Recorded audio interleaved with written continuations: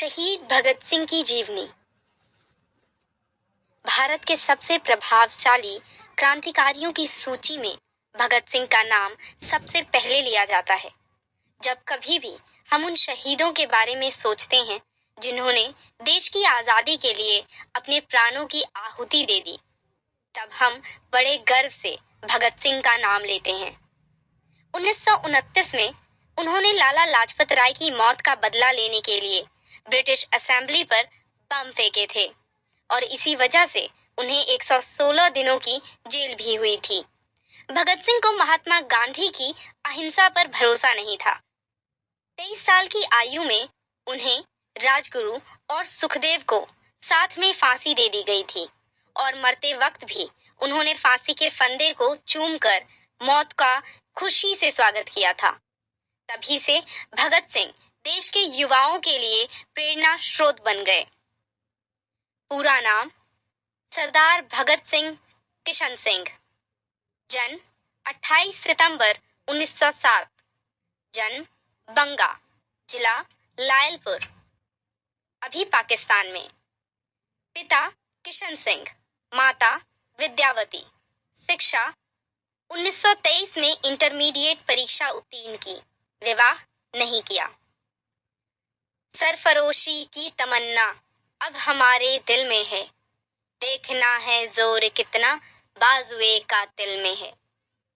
भगत सिंह उर्फ शहीद भगत सिंह एक भारतीय समाजवादी थे जो भारतीय स्वतंत्रता अभियान के एक प्रभावशाली क्रांतिकारी माने जाते हैं, जिनका जन्म पंजाब के सिख परिवार में हुआ, जो हमेशा से ब्रिटिश राज के विरुद्ध लड़ने के लिए तैयार था। उन्होंने अपने युवा दिनों में यूरोपियन क्रांतिकारियों से अभ्यास भी ले रखा था।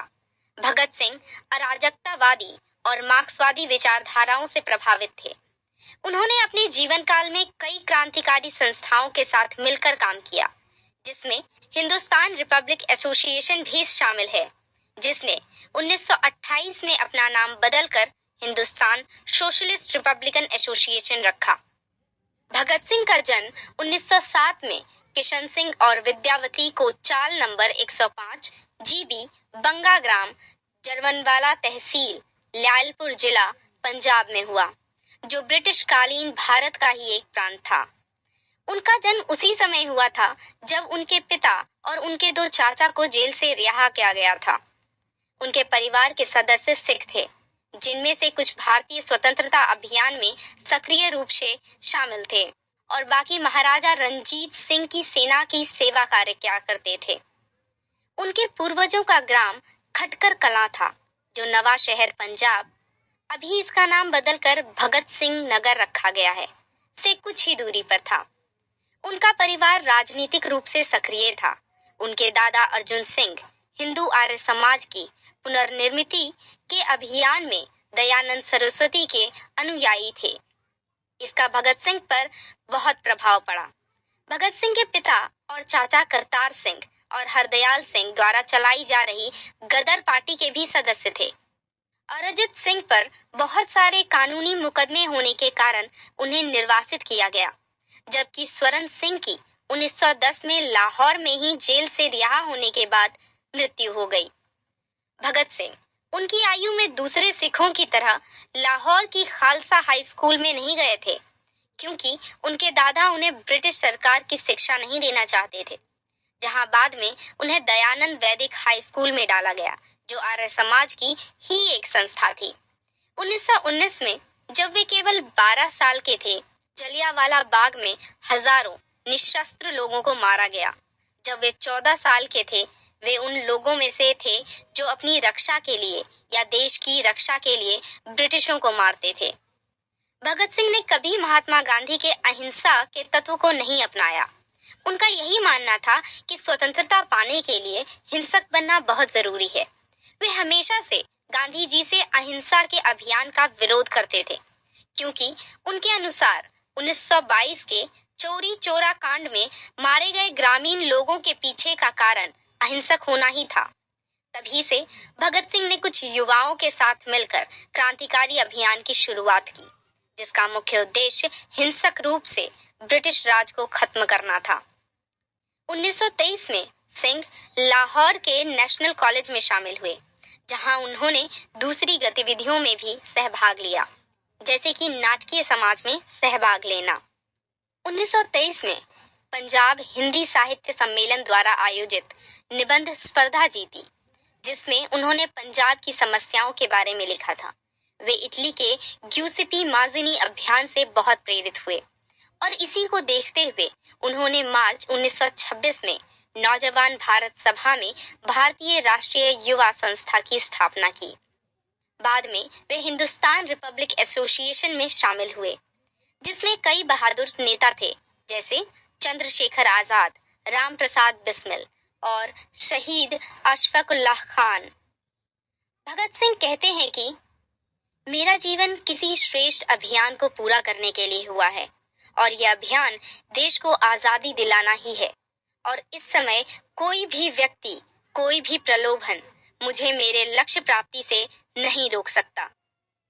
युवाओं पर भगत सिंह के इस प्रभाव को देखते हुए पुलिस ने मई 1927 में भगत सिंह को हिरासत में ले लिया और ये कहा कि वे अक्टूबर 1926 में हुए लाहौर बम धमाके में शामिल थे, और हिरासत में लेने के 5 हफ्ते बाद ही उन्हें जमानत पर रिहा कर दिया गया। भगत सिंह अमृतसर में बिकने वाले उर्दू और पंजाबी अखबारों के लिए लिखा करते थे और उसके संपादक भी थे, और इन्हीं अखबारों को नौजवान भारत सभा में प्रकाशित किया जाता, जिसने ब्रिटिशों की खाल खींच रखी थी। वे कीर्ति किसान पार्टी के अखबार कीर्ति के लिए भी लिखते थे। साथ ही दिल्ली में प्रकाशित होने वाले वीर अर्जुन अखबार के लिए भी लिखते थे। अपने लेख में ज्यादातर बलवंत, रणजीत और विद्रोही नाम का ही उपयोग करते थे। भगत सिंह लाला लाजपत राय की मृत्यु का बदला लेना चाहते थे, जिसमें भगत सिंह ने एक ब्रिटिश पुलिस अधिकारी जॉन सॉन्डर्स की हत्या की। पुलिस ने भगत सिंह को पकड़ने के लिए कई असफल प्रयत्न किए और हमेशा वो भगत सिंह को पकड़ने में नाकाम रही, और कुछ समय बाद ही भगत सिंह ने बटुकेश्वर दत्त के साथ मिलकर प्रधान विधि सदन पर 2 बम और एक पत्थर फेंका। जहां वे दोनों अपनी योजना के अनुसार पकड़े गए, वहां एक हत्या के आरोप में उन्हें जेल भी भेजा गया, और जब उन्होंने यूरोपियन कैदियों को समान हक दिलाने के लिए 116 दिन के उपवास की घोषणा की, तब दूर दूर से उन्हें पूरे राष्ट्र की सहायता मिली। इस कला विधि में ब्रिटिश अफसरों ने उनके खिलाफ पर्याप्त सबूत जमा किए और इंग्लैंड उच्च न्यायालय में अपनी अपील को रखते हुए भगत सिंह को 23 साल की अल्पायु में फांसी की सजा दी गई। उनके इस बलिदान ने भारतीय युवाओं को राष्ट्र की स्वतंत्रता के लिए उठकर लड़ने के लिए प्रेरित किया। भारतीय सिनेमा की कई फिल्मों में भगत सिंह को युवाओं का प्रेरणा स्थान भी माना गया है, और आज भी कई युवा उन्हें अपना आदर्श मानते हैं। भगत सिंह में बचपन से ही देश सेवा की प्रेरणा थी। उन्होंने हमेशा ब्रिटिश राज का विरोध किया, और जो उम्र खेलने कूदने की होती है, उस उम्र में उन्होंने एक क्रांतिकारी आंदोलन किया था। भगत सिंह की बहादुरी के कई किस्से हमें इतिहास में देखने को मिलते हैं। वे खुद तो बहादुर थे ही, लेकिन उन्होंने अपने साथियों को भी बहादुर बनाया था और ब्रिटिशों को अल्पायु में भी धूल चटाई थी। वे भारतीय युवाओं के आदर्श हैं, और आज के युवाओं को भी उन्हीं की तरह फुर्तीला बनने की कोशिश करनी चाहिए। एक नजर में शहीद भगत सिंह की जानकारी। 1924 में भगत सिंह कानपुर गए। वहां पहली बार अखबार बेचकर उन्हें अपना घर चलाना पड़ा। बाद में एक क्रांतिकारी गणेश शंकर विद्यार्थी इनके संपर्क में आए। उनके प्रताप अखबार के कार्यालय में भगत सिंह को जगह मिली। 1925 में भगत सिंह और उनके साथी दोस्तों ने नवजवान भारत सभा की स्थापना की। दशहरे को निकली झांकी में कुछ बदमाश लोगों ने बम डाला। इस कारण कुछ लोगों की मौत हुई, और इसके पीछे क्रांतिकारियों का हाथ होगा, ऐसा पुलिस को शक था। उसके लिए भगत सिंह को पकड़कर उनको जेल भेजा गया, पर न्यायालय से वे बेकसूर छूटकर आए। हिंदुस्तान रिपब्लिकन एसोसिएशन, इस क्रांतिकारी संगठन के भगत सिंह सक्रिय कार्यकर्ता हुए। कीर्ति और अकाली नाम के अखबारों के लिए भगत सिंह लेख लिखने लगे। समाजवादी विचारों से प्रभावित हुए युवकों ने देशव्यापी क्रांतिकारी संगठन खड़ा करने का निर्णय लिया। चंद्रशेखर आजाद, भगत सिंह, सुखदेव आदि इसके मुख्य थे। ये सभी क्रांतिकारी धर्मनिरपेक्ष विचारों के थे। 1928 में दिल्ली के फिरोज शाह कोटला मैदान पर हुई बैठक में इन युवकों ने हिंदुस्तान सोशलिस्ट रिपब्लिकन एसोसिएशन, इस संगठन की स्थापना की। भारत को ब्रिटिशों के शोषण से आजाद कराना, ये उस संगठन का उद्देश्य था। उसके साथ ही किसान कामगार का शोषण करने वाली अन्यायी सामाजिक आर्थिक व्यवस्था को भी बदलना था। संगठन के नाम में सोशलिस्ट इस शब्द का अंतर्भाव करने की सूचना भगत सिंह ने रखी और वे सभी को मंजूर थी। शस्त्र इकट्ठा करना और कार्यक्रमों का प्रवर्तन करना, ये काम स्वतंत्र विभाग की तरफ सौंपा गया। इस विभाग का नाम हिंदुस्तान सोशलिस्ट रिपब्लिकन आर्मी था और उसके मुख्य थे चंद्रशेखर आजाद। 1927 में भारत में कुछ सुधार करने के उद्देश्य से ब्रिटिश सरकार ने साइमन कमीशन की नियुक्ति की, पर साइमन कमीशन में 7 सदस्य अंग्रेज थे। उसमें एक भी भारतीय नहीं था। इसलिए भारतीय राष्ट्रीय कांग्रेस ने साइमन कमीशन का बहिष्कार करने का सोच लिया। उनके अनुसार जब साइमन कमीशन लाहौर आया, तब पंजाब केसरी लाला लाजपत राय, इनके नेतृत्व में निषेध के लिए बड़ा मोर्चा निकाला था। पुलिस के निर्दयता से किए हुए लाठीचार्ज में लाला लाजपत राय घायल हुए और 2 सप्ताह बाद अस्पताल में उनकी मृत्यु हो गई। लाला जी के मौत के बाद देश में सभी तरफ लोग क्रोधित हुए। हिंदुस्तान रिपब्लिकन एसोसिएशन ने तो लाला जी की हत्या का बदला लेने का निर्णय लिया। लाला जी के मौत के जिम्मेदार स्कॉट के अधिकारी को मारने की योजना बनाई गई। इस काम के लिए भगत सिंह, चंद्रशेखर आजाद, राजगुरु, जयगोपाल, इनको चुना गया। उन्होंने 17 दिसंबर 1928 को स्कॉट को मारने की तैयारी की, लेकिन इस प्रयास में स्कॉट के अलावा सॉन्डर्स, ये दूसरा अंग्रेज अधिकारी, मारा गया। इस घटना के बाद भगत सिंह भेष बदलकर कोलकाता गए। उस जगह उनकी जतेंद्र नाथ दास से पहचान हुई। उनको बम बनाने की अच्छी कला आती थी। भगत सिंह और जतेंद्र नाथ, इन्होंने बम बनाने की फैक्ट्री आगरा में शुरू की। उसके बाद भगत सिंह और उनके सहयोगी के ऊपर सरकार ने अलग अलग आरोप लगाए।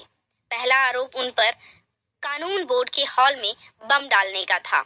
इस आरोप में भगत सिंह और बटुकेश्वर दत्त, इन दोनों को आजन्म कारावास की सजा हुई, लेकिन सॉन्डर्स के खून के आरोप में भगत सिंह, सुखदेव और राजगुरु, इन्हें दोषी करार करके फांसी की सजा सुनाई गई। भगत सिंह की मृत्यु 23 मार्च 1931 को भगत सिंह, सुखदेव और राजगुरु, इन तीनों महान क्रांतिकारियों को फांसी दे दी गई। इनकलाब जिंदाबाद, भारत माता की जय की घोषणा देते हुए उन्होंने हंसते हंसते मौत को गले लगा लिया।